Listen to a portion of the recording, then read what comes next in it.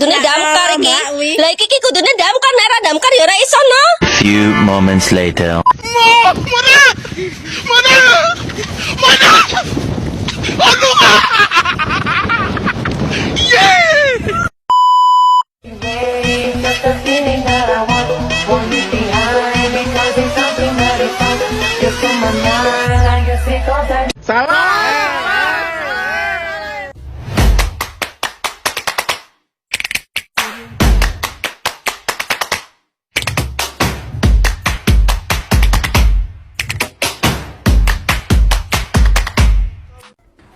Selamat pagi anak-anak, hari ini hari pertama kalian masuk sekolah. Jadi pertama-tama Bapak minta kalian memperkenalkan diri kepada teman-teman kalian di sini. Oke, kita mulai dari kamu ya. Baik, Pak.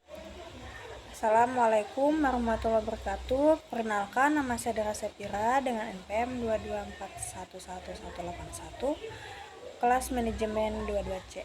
Saya dari kelompok 4 akan membawakan materi tentang kepailitan dan penundaan kewajiban pembayaran utang. Baik, yang pertama yaitu kepailitan dan penundaan kewajiban pembayaran utang. Memahami konsep kepailitan, prosesnya, serta pentingnya penundaan kewajiban pembayaran utang dan dampaknya terhadap bisnis dan perekonomian.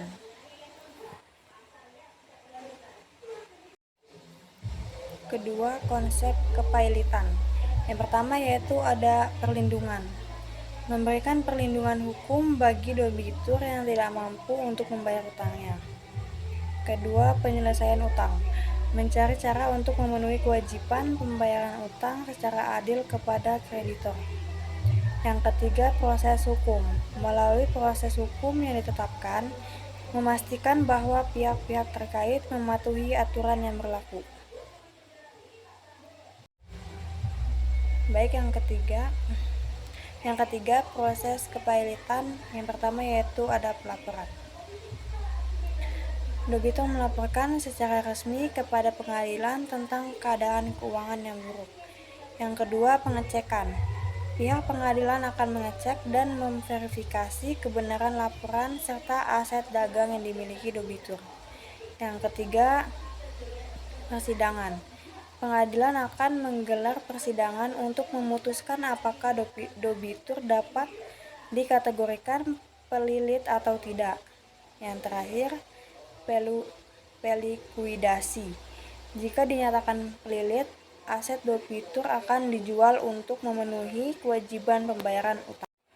Yang keempat, penundaan kewajiban pembayaran utang.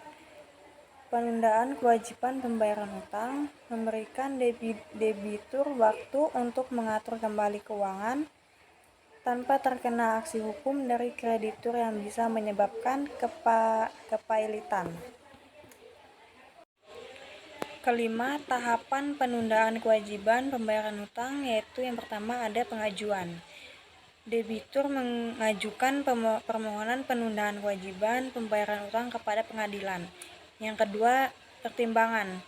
Pengadilan mempertimbangkan permohonan berdasarkan bukti keuntungan dan alasan yang diajukan oleh debitur. Yang ketiga, keputusan. Pengadilan akan memutuskan apakah penundaan kewajiban pembayaran utang disetujui atau ditolak. Ketujuh, kewajiban dan hak kreditor dalam kepailitan. Yang pertama yaitu kewajiban. Melaporkan klaim terhadap utang yang dimiliki oleh debitur kepada pengadilan. Yang kedua, hak. Mengajukan pertanyaan dan keberatan dalam persidangan kepailitan. Yang ketujuh, perlindungan bagi debitur dalam kepailitan. Debitur mendapatkan perlindungan dari kegiatan yang dilakukan oleh kreditor seperti penyitaan aset atau tindakan hukum lainnya. Kedelapan, kepailitan dalam dampaknya terhadap bisnis dan perekonomian, yaitu yang pertama ada kehancuran bisnis. Beberapa bisnis tidak dapat bertahan dan berakhir dengan penutupan. Yang kedua, dampak perekonomian. Kepailitan dapat memperparah kondisi perekonomian secara keseluruhan. Yang ketiga, proses rekonstruksi. Proses kepailitan juga dapat menjadi kesempatan untuk membangun kembali bisnis yang lebih kuat.